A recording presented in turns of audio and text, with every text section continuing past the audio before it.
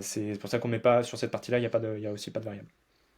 Ouais, je suis 100% d'accord. Bah, c'est d'ailleurs ce que j'ai changé là depuis la rentrée cette année. Enfin, c'est qu'avant je faisais fixe plus variable.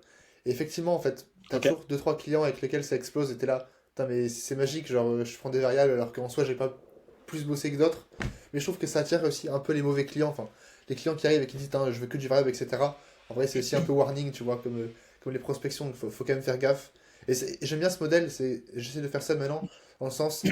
Bah, je sais pas si c'est un engagement, mais par exemple, je pars du principe qu'en fait, le variable, c'est juste est-ce que tu continues à bosser avec moi ou pas. Donc en fait, t'as aucun engagement, c'est juste au mois. Et à la Ouais. fin, si t'es content, et ben, tu repayes un fixe. En fait, c'est ça le variable, et je trouve ça beaucoup, beaucoup plus sain, que ce soit pour l'agence ou même pour C'est les ça. clients. Bah, c'est ça. Et surtout, on n'est pas des magiciens, hein. Si la personne elle a aucun product market fit et que son offre elle est éclatée, que son produit n'est pas bon, peu importe, enfin, ou que ça répond vraiment pas aux besoins du marché, on peut mettre la meilleure stratégie d'outbound ou de setting en place. Bah, on n'arrivera pas à combler les lacunes enfin, le fait de ne pas générer de rendez-vous, ça peut juste être la conséquence du fait que le canal d'acquisition n'est pas pertinent pour cette entreprise ou que son offre Exactement. n'est pas adaptée.